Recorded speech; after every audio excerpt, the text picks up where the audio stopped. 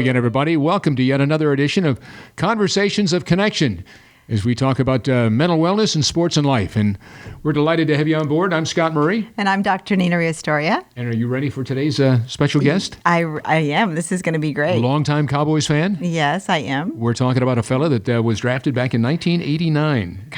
Gosh, when you were in second grade, right? Right. We're talking about the man known as the Moose. Daryl Johnston out of Syracuse University, and Troy Aikman, the number one draft pick in the NFL that year. And who was the second-round pick for the Dallas Cowboys? A fellow by the name of Daryl Johnston. Hello, my friend. How are you? Good. How you doing, Scott? Well, I'm doing great. Gosh, 1989 seems like forever ago, and you still look great. You still look like you could play some football. Trying. Now, I was told years ago that I couldn't become sedentary, or all the aches and pains would kick in. So. Yeah. No. Well, and you went right from the football career right into broadcasting. Mm-hmm. And I remember doing the Daryl Johnston show on NBC5, the NBC affiliate in the Dallas-Fort Worth area, where I was the anchor at the time. And I finished the first show, and I turned to Daryl. I said, "What do you want to do when you're done playing football?" He said, "I don't know. Maybe you get your job." I said, "Let me tell you something. You got it, because you were great." Oh, he was phenomenal. He was, I knew he was going to. Oh, he just great, above and beyond. So, and your broadcast show continues, and you know that career. Still fooling them. Yeah.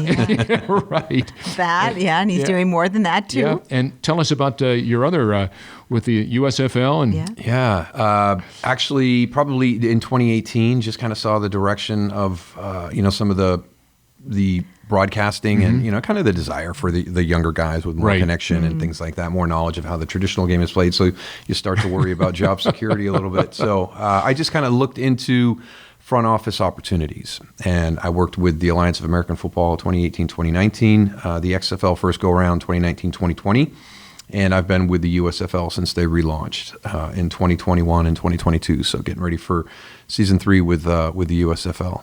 Incredible. Well, I tell you what, you've done things. You've been there positively, productively every single day with all that you've done in the world of football. But one of the nice things that I can say, and let me look at the camera and simply say this, as far as good guys, as far as human beings, what they're like off the field, one of the nicest guys and most integrity-driven gentlemen you're ever going to meet. So I say that to you with all due respect. You really are. So thanks for being here today. Yes. Take it away, Doc. Well, all right.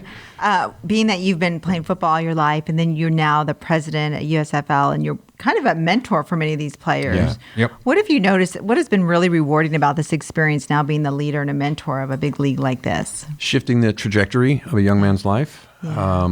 One of the things that we always talk about is not necessarily getting the guys back to the NFL because they've been there before, about actually getting them so they can stay in the NFL.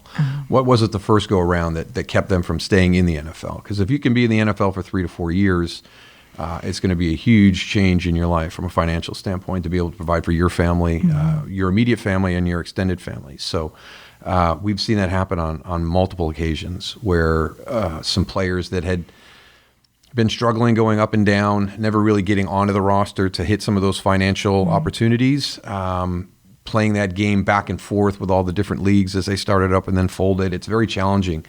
The travel they put into it, the effort they put into it, only to see it go away after a short term. So ours was to get something that was sustainable, so these guys that are working so hard for these opportunities have a chance to really reach their goal.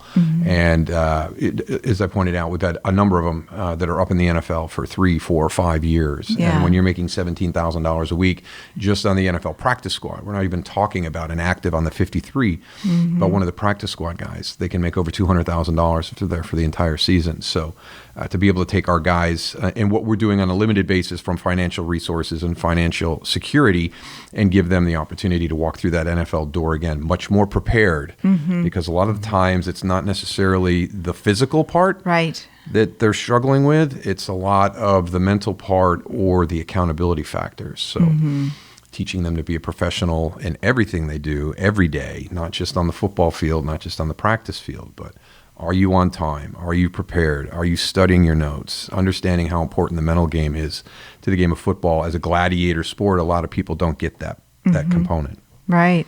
And how have you seen it change the mental game when it comes to the mental health through your journey and seeing these players? Has it changed much? Is it the same kind of issues they're still struggling with that they did, that you maybe did, or others back in the day? Well, everybody hit it when I played. It wasn't an open forum back then. So, I'm sure for young boys, I was diagnosed as as a hyperactive child. I just think that, from grades 2 through 6, it's pretty hard for a little boy to go sit in a classroom all day long and stay still. Yeah. So I've always been, a big advocate of recess and getting the boys outside. There's a ton of really good science-backed data that kind of proves that, and the difference between young boys and young girls, and their attention spans and the activity levels, and we needed an outlet. Right. So I've always kind of understood that, and so you see it from that realm, and still at that point it was still like a stigma. Right, because even in 3rd grade, you were sent to the nurse's office, and what's wrong with me? Yeah. So at that point, behavioral issues were really something that were frowned upon and made you isolated or became the butt of people's jokes. Right. So it's tough at a young age going through some of that stuff, and you can see why when you get indoctrinated in that environment, that when you get older and you start to really have some issues, you're not going to say anything. Because it's only going to be more challenging at that point when you're 12, 13, 14, going through that phase of your life. If you're carrying some of those issues, you've learned that lesson when you were younger, that I'm not saying anything this time. Because the last time I said something, everybody made fun of me. I was treated differently. So, I think you've seen that acceptance grow, and that desire to help, to actually step in and help and offer the services provided is much, much different now. Yep, it is. You stop and think about, next year it's going to be 35 years that you've been involved with football since you were drafted by the Cowboys back in '89. I just wonder, Daryl, you hear about the millennials, this and that, and just our society, how it is today.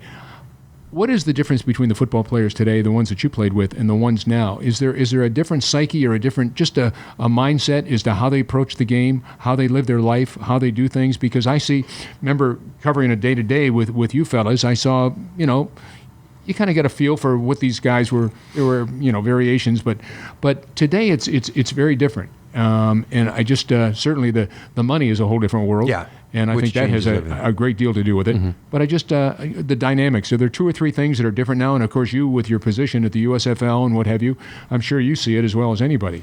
Yeah, I think one of the big things with social media, the individual brand. When we played, it was a team brand. Right. It's you played for the name on the back of your jersey, but you also played for the emblem on the side of your helmet. So kind of striking that balance in a positive way. How am I doing to help myself out individually while I function in that team dynamic? Football is the greatest team sport ever made. I don't care what anybody says. There's no other sport that turns over the outcome of a game to another member of your team. When we're on the offense, very rarely do you see the two-way player anymore? Deion's got one out in Colorado, but that's few and far between. Right. So on offense, we are turning the game over to our defense. When we go to special teams, we're turning the game over to a mixture of guys who are on offense and defense, and we're holding them accountable to go out and do their job. We trust you to go do this. There's no other sport that does that. Baseball plays in the outfield and then also comes in and takes swings at bat. Hockey, you play offense, defense. Basketball, you play offense, defense. It's 5 guys on the court the whole time. We're walking on and off the field at different points during the course of the game, trusting our teammates to do their job to help us earn a victory. So that's the biggest thing for me is the kids today, the young men today, striking that balance between the financial opportunities of creating your own brand, but staying true to the essence of the game of football, which is the greatest team sport ever developed. And that's Very hard. interesting. That would be hard for young men to balance that. Absolutely, absolutely, because I think sometimes it's hard for them to see how one works inside the framework of the other one. Yeah. And it's a have and have-nots league, and that's one of the other things you have to come to terms with. It's a meritocracy, and that's one of the things I love about athletics is our country slides in a direction of too much equity in too many places in our life. We're losing the meritocracy. Some things have to be done by merit. Some things have to be the best people that do this are the ones who I want to be doing it, whether that's a pilot, a surgeon, an athlete. You are not going to win championships, and that's the reason we play sports, is to win championships if you're putting out inferior players against your opponents. So the one thing that's always drawn me to athletics is the meritocracy component of it. And I think that's something that people struggle with today. And as these guys come in and they're trying to figure that out, it becomes very noticeable quickly who is distracted by other things. I mean, you have to have a singular focus during the course of a season. You have to have your outlets to go do things and to have releases, but you really do have to be able to maintain a single focus, especially when you're on the practice field. The one thing that I don't know how I would function in today's NFL is cell phones in the meeting room? Yeah. Absolutely not. Absolutely not. The minute you take your eyes off of, or your ears to listening, to go to a message that comes on your phone, a text that comes on your phone, an email that comes on your phone, it's 7 minutes before you re-engage to the level you were before you took your eyes off that. Mm-hmm. So if I'm there worried about what's going on in my social life, and maybe the most important point of the entire meeting comes up while I'm distracted, that's going to be a mistake on the field during the course of the game that maybe gets my quarterback sacked from the blind side and knocked out of the game. Mm-hmm. So that's I think people don't see that connection. That like the little miss on a Wednesday could be a huge, just a huge event during the course of the game on Sunday. Yeah. You know, you going back to what you just said, how do you stay focused? And that's so important. And the phone and all that distracts you. And it distracts you not only for a minute, but it takes 7 minutes to get back into that moment. Mm-hmm. And for you playing, you didn't have all these distractions. All of you were able to stay probably more focused than these kids today. They're so distracted and in so many different places. And so in going, you were saying it's easy to find out those that are focused and those that are not. You're just kind of watching their behavior, I would assume, a lot. Absolutely. Yeah. And to me, it would just be, you create something in the schedule. I'm not saying deprive people from that opportunity, and come up with a system that they all have confidence in. Because you can say, hey, we're going to take your phones away when you come in the building, and we're going to give you opportunities during the course of the day to check your phone. Well, what if I get an emergency call? We have access to your phones. We're watching them all. If you get an emergency call, we're going to bring you your phone. But if we find out that that's something that you're triggering for us just so you can have your phone, then we're going to take your phone away from you all the time. And consequences are the other thing that is just not a part of what's going on in our world, in athletics, and every component of our life. You know, consequences seems to be going away. Those are the greatest life-teaching moments that you ever have. If we remove consequences from bad behavior, then what are we really doing for the individual? I mean, to me, we're going down a path right now where we're not helping individuals develop the best person that they can be. There's just no accountability. There is zero accountability. Yeah. Zero accountability. And I don't understand it. What is your advice to parents today, working when they have the young athletes, to teach them and to help them? What would you share, if you were in a room full of parents, what would you tell them about how to get their kids focused and working on their mental health and learning to be in the present moment? What would you share with them about? The biggest thing is this for you or is this for your child? I think that's the biggest thing you have to come to terms with, because there's a lot of parents, I think, that push their kids too hard at times, and maybe that's not what they want to do. Sometimes you push a child really hard and he embraces it, but then he burns out. So I think the biggest thing is for the parents and the child to have a conversation of what do you want to do? Where do you want to see your success? What do you define as success? And that's the biggest thing. And then today has become so specialized. We saw it, our kids played a single sport. They played a lot of sports as they were growing up, but once you got into high school, they kind of did what I did. Our daughter was fantastic. She played everything. She was at a very small all-girl school, and if you were an athletic girl at her high school, then you were going to play all sports. Every season you were playing something because you had to. And she's not a great swimmer, but she was on the swim team. Nice. But because she had to. And she had friends that were there, and she wanted to go experience that and see what it was like to play their sport. So, that's a unique thing. My son was playing lacrosse at a very competitive school here in the Dallas-Fort Worth area, and he wanted to specialize, and it became year-round. And I think one of the biggest things that we have to understand is when you start to specialize, the repetitive motion in the action of your sport is going to create weaknesses in your body, and strengths in your body, and you get unbalanced. So what are we doing to keep those kids balanced in their sport? And we saw it with a lot of kind of stress issues at the L5, S1 area in 16, 17, 18-year-old boys from the repetitive motion of lacrosse. You see the repetitive motion of baseball. It wears on a shoulder from a pitcher. So I think the big thing for parents when you have a sport is, can you strike a balance to keep that body balanced at a young age? And, when I grew up, I played a lot of sports, but I eventually got into specializing in football, and it's probably one of the biggest regrets I had because I enjoyed wrestling. I enjoyed playing basketball. I enjoyed playing baseball. Soccer was my first sport, my first love still. Not to this day, it's not my first love anymore, but, it's a great sport. So I can sit down and watch a 0-0 soccer game and just have a great time. Just appreciate the skill level that you watched for 90 minutes on that soccer field because of the athletes that are playing it. So I just think it's good to expose everybody to everything and find out exactly what it is. And I don't think we really know that.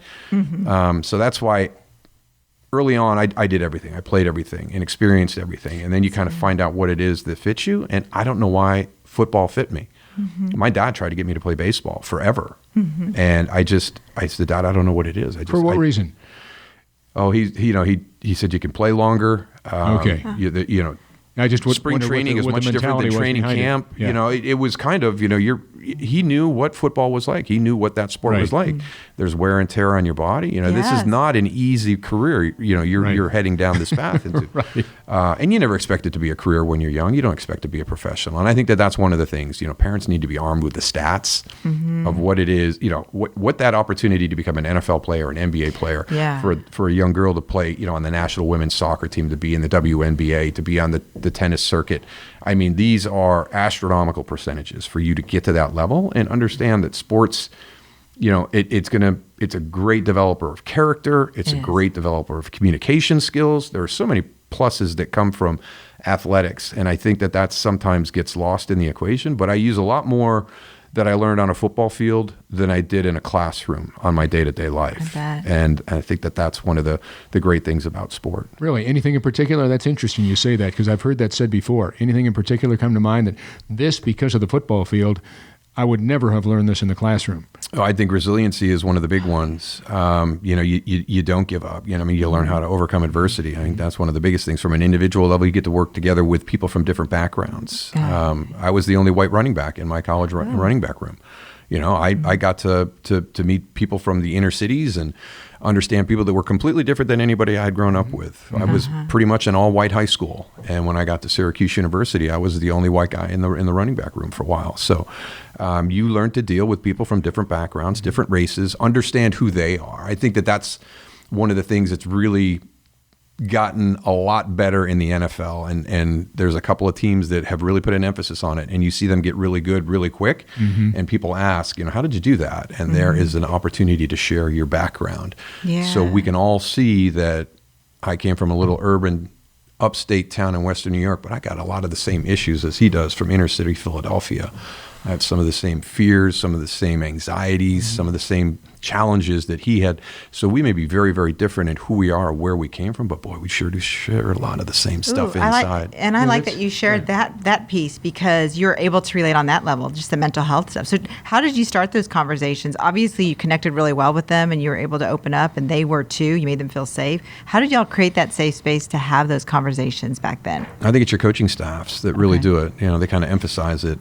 We talked a little bit last year with the head coach of the Minnesota Vikings, Chris O'Connell, and that was one of the big things that they were doing in Minnesota was, every once in a while somebody would get up and share, just something about him. Yeah, sure. And you created connections. And if you're going to be a team, you have to be connected. And if you can create an emotional connection, it's even stronger than just the physical connection of working together side by side every day.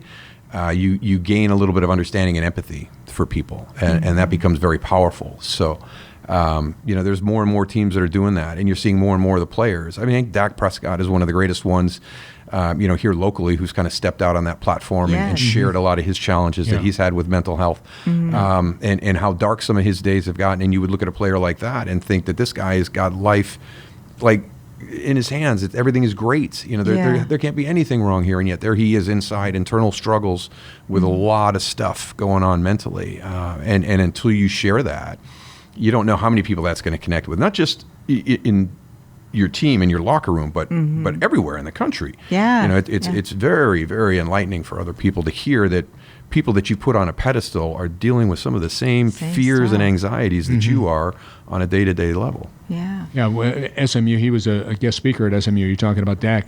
And all 4 television stations were there, and I have emceed this event for decades. So I was there, and I was just kind of standing in the back and saw all the stations and what have you. And they asked the questions about the upcoming season and what have you. And then at the end, I turned to the SMU folks. I said, "You ready to wrap it up?" They said, "Yeah." "You got a question, Scott?" I said, "Yeah, just one." So I said, Dak, some great questions and look forward to a great season. A lot of folks think this could be the year you're back in the Super Bowl for the first time in over 25 years. What about you, though? What about you? What is it that makes you tick? And I heard you talk about your mom. I heard you talk about your brother who lost his life to suicide and what have you. I said, this is a different scenario that you bring to this table. Unlike a lot of people in the NFL, you're the quarterback. You're kind of the guy that's making it, the signal caller of this team. What is it that makes you continue to tick and be the man that you are in something that we might not know about you that really makes you special and your life and what you've had to endure? Well, he just looked at me and he looked at and he just went like this and put his head down and he lost it. He started crying.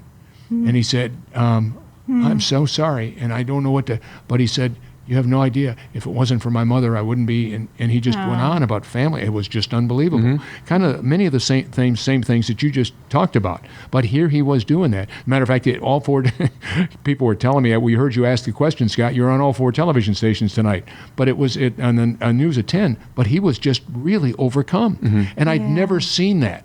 Yeah. But it just plays to everything that you just shared. With us. Authenticity. Yeah, it was unbelievable. Once you get around people and you know who they are, who they really are, you'll do anything for them. Yeah, he came up to me after and he said, "Thanks for asking that question." I said, "I didn't mean to embarrass you." He said, "No." He said, "That's nothing me. to be embarrassed about. Yeah. That's the place we're getting to. Hopefully, that's not a negative." Well, if you had three things as a dad, as all the responsibilities and the opportunities that you've had in your lifetime, what are the three things that you would share with your children, or you would tell other people to share with their kiddos about, this is what we've got to always keep in mind. This is who you've got to be. This is what you got to think about. And if you want to really build your child, your son, your daughter to move on and be the positive, productive, purposeful person they hope to be, what are the things that you would share? Carl Lewis has a saying, the only true failure is the failure to try. So I would want all my kids, I told all my kids that is not a good thing. That is a learning opportunity. Sometimes it's important to know what we don't want to do as it is what we do want to do. So you don't figure that out unless you try other things. Right. So if you try and fail, there is nothing wrong with that. The only true failure is the failure not to try. So I would always get them to do that. The other big thing is asking for help, and this is one that I struggle with to this day. Asking for help is not a sign of weakness, it's a sign of strength. It shows that you're confident in the things that you can't do, and you want to find somebody that can help you do that. So that's another huge one for me. And then the big one that I learned actually as a broadcaster, God, I'm going to go blank on his name. I can't believe I always forget his name, but the quarterback for the Jacksonville Jaguars that was drafted very high. Can't believe I'm That's okay. I do that all the time. I should know that. I'm trying to think who it was. That's okay. But we sat there, and they had gone to the AFC Championship game the year before, and really should have beat New England and been in the Super Bowl. And I said, it must feel great for you after all the stuff that you had to deal with. I mean, you had other players in the NFL like reaching out to him on social media, just being very negative about what he did. And I said, it must be great for you to go out and prove to everybody and show them how they were wrong about you. And he said, well, I used to be wired that way. I was a prove people wrong guy. But there's still a lot of negativity there, right? There's still that negative, dark component that you want to prove you wrong. I'm going to make you feel bad. Now, I felt bad, so now you're going to feel bad. Right. He goes, so I just flipped it a little bit, and I go out and I try to prove the people that believed in me right. There's a ton of people that supported me through my career, and I just want to prove that I was the guy that they always thought I was. And that last season, it validated some of the things, that those people that believed in me, I showed them that it was true, as opposed to showing what do I care about somebody who doubts me? Why should that bother me? Right. And for me, it was just whoa, because I was a huge prove people wrong person. If you told me I couldn't do something, I was going to show you that I could, and I was going to celebrate the fact that I showed you that I could. When he talked about that, still has negativity to it. It just it really shaped me in a different way. When at the beginning you started talking about as a child how you were with in guys in general, just kind of stuffing, and now you're talking today more about how it's so good to be authentic. Guys are connecting by sharing their story, being vulnerable. How does that have influenced your kids seeing this new version of you and just kind of sharing you? How do you think your kids have been influenced by how you see mental health? Yeah, sometimes for me it's do as I say, don't do as I do. 'Cause, I can talk, but sometimes those behaviors are so hardwired into you, and you've been doing it for so long, it's hard to kind of break free from them. I think the biggest thing is, and this is something that came from our family, we didn't talk a lot about hard things. My wife's family is very different. They put things on the table and had conversations about them. So that's been a huge learning process. So the one thing I hope they've seen is I've become open to having conversations about stuff, and the fact that they will come to me and ask me questions. And I think the response is more important than the question, because you get to that point where they're going to finally have the trust to come and ask you the question, but your response is going to dictate whether they continue to come and ask you that question. Ooh, that's so good, to be yeah. able to be a listener, and that was one of the other big things we taught our kids. Listening is a skill, and it's not always what is said, is what it's heard. So we always would say, listen to understand before you speak to be understood. And I think what we have today is that everything we see, whether it's sports television or news on TV, it's always point, counterpoint, back and forth. And does anybody have the patience today to let somebody finish their point and then address it? Or maybe even pause for a second, reflect on it, and go, how does that affect me? What was he trying to say there? And then respond that way.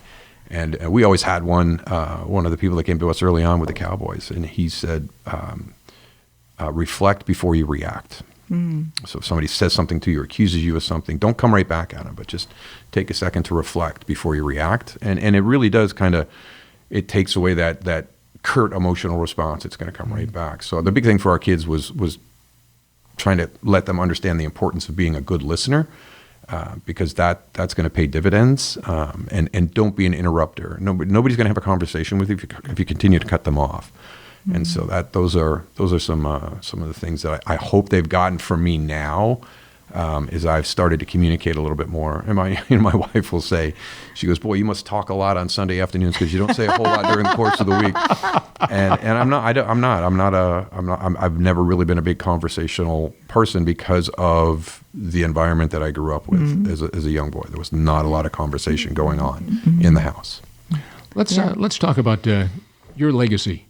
As I said earlier in the program, 35 years next year that we came to know who the Moose was, who Daryl Johnston was out of Syracuse University. I just wondered, as you look back now and all the things that you've been allowed to do, and hats off to you, Daryl, because, I mean, you've become, a broadcaster year after year after year, the NFL. Not every guy gets to do that.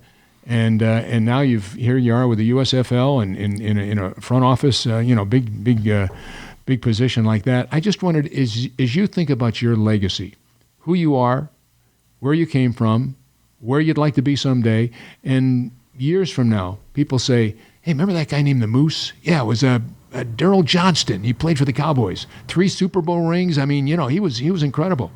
And how would you want to be remembered? What is it that's most important to you, or that you cherish most or are proudest of, that you say, someday I want people to somebody says Daryl Johnston, this is what I want them to remember? Yeah. Good husband, good father, good man.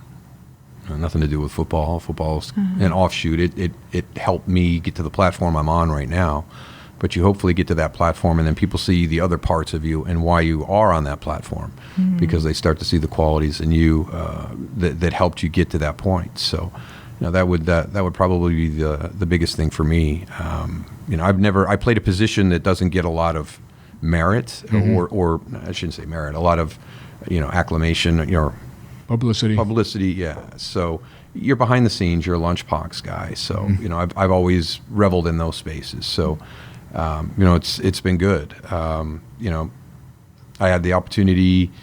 I talked to Mike Irvin a bunch, and he always compliments me. He goes, as a guy who played a position with very little notoriety, for you to have risen to the levels that you have I always tell people about, if you work hard and you believe in yourself, you can do what Daryl did, because Daryl worked in a job that doesn't bring a lot of attention to himself, but because he's very good in preparing and executing and doing everything, he continues to have opportunities. So that makes you feel good when you have people that you respect and you want to earn their respect, to be out there telling stories, using you as an example of, you could do this too, because here's somebody I know that did something similar.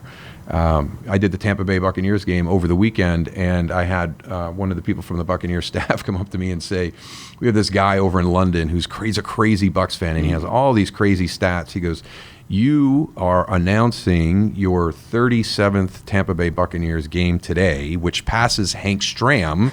So you will have done more Tampa Bay Buccaneer games than anybody as a broadcaster. No and kidding. Is that a good thing? Is it a bad thing? And Tampa Bay has struggled from time to time. But for me, it's more, it's durability. It's the preparation and the skill set and everything that goes into getting ready for a game, that you've done it at a level and you've stayed current with the game. As the game has shifted, the game when we played compared to the game today is completely different. And that you've been able to stay current and understand all the different changes that have happened in the game since you retired in 1999. And here it is 2023, and you're still doing football games. That's great. No, I'll tell you what, Michael Irvin was spot on with what he said about you, and I'm not surprised by your answer, because that's the kind of guy, as I said at the very beginning of the program, that's who you are and what you not have become, but what you've shared with us all. And being an incredible man is so much more than an incredible football player. But you've been a combination of all of them. So hats off to you, Daryl. One final question. We got time. Go for it. Well, my question would be on just overall mental wellness. Like, how do you today practice mental wellness, and how do you encourage other people, athletes, to work on investing in their mental wellness today? I think the big thing for me is the position I played, and with the concussion conversations that have evolved about the game of football and what people think can happen to you later in life. Having played the game of football, there was a desire for me to find out if I had the potential to suffer from some of the things that people say could happen, and so there was a lot of things that I found you could be proactive with the health of your brain. So that was kind of the first step, is just, having, good brain health through the course of your life. And then you start getting into some of the mental health components of it. So, that was kind of the start of my journey. And I utilize a few things. I'm probably not as good as I once was. There's a lot of things that I learned early on that I try to continue to do. 5 minutes, 5 times a day, I try to shut my brain off and just, whether it's driving in the car, turn the radio off, turn everything off, turn your phone off. And it's amazing what comes to you, and you're allowed to have things come to you. You just can't react to them. Don't, I forgot to do this. Well, don't do that right now, because that's why it's coming to you, because you're closing down, and all the things that you forgot are going to start to come to you. So when you get done, you can write it down, but give yourself 5 minutes, 5 times a day, where you let the brain rest and recover. And that's why sometimes I'll find myself up at night, because I didn't do that during the course of the day. And if I didn't let it get out during the course of the day, they've all built up on me. And now they all want to come out and say, hey, remember, you forgot to do this today. So that was kind of the initial part of my journey. And then just watching the evolution going on in our society today and how it's accepted. I shared with you that there were some things early on from a behavioral standpoint with me when I was younger that probably put me in that position where I'm not going to share, because I was reprimanded and ridiculed last time I shared, or it was thought that I had a behavioral issue. So I think that was a kind of an environment where you saw how this is why we need to be talking about it, because when we don't talk about it and we don't accept it and we don't encourage it, we push it farther and farther down, and that's only going to do more and more harm or damage to the individual. Good. Thank you. That's great. I think that athletes need to hear from people like you to say that it's okay to talk about it, to start sharing, and we got to find an outlet. And going back to what you said earlier about how just having players share their story, share their struggles, and that's where true connection happens, showing empathy and kindness and authenticity. So thank you for sharing that story. Yeah, and get a hobby, right? I haven't found mine yet, because I think that's the one thing that creates opportunity to share. When you're sitting on a bank of a river with one of your buddies and you're just fishing, and there's a lot of time to talk about some things that maybe you don't want to share in a specific environment. And if it's somebody that you trust that has a similar hobby to you, and you just start to open those doors. But I would encourage everybody, at some point you have to have a hobby. You have to have something that gets you away from life and lets you just relax and enjoy, because we're just so busy today. Take a mental break. Yeah, love it. Yeah. If you didn't remember anything else in the program, good advice from the Moose, for sure. Conversations of connection, mental wellness and sports and life. And I'll tell you what, what'd you think? Wonderful, of course. Of course. The man's spot on, isn't he? Yes, he is. Yeah, and he really great is. advice for everybody. Daryl, we can't thank you enough. Yeah. My pleasure. No, it was Thanks great for being stuff. here. Yeah. And until next time, I'm Scott Murray. And I'm Dr. Nina Riastoria. Just simply stay well.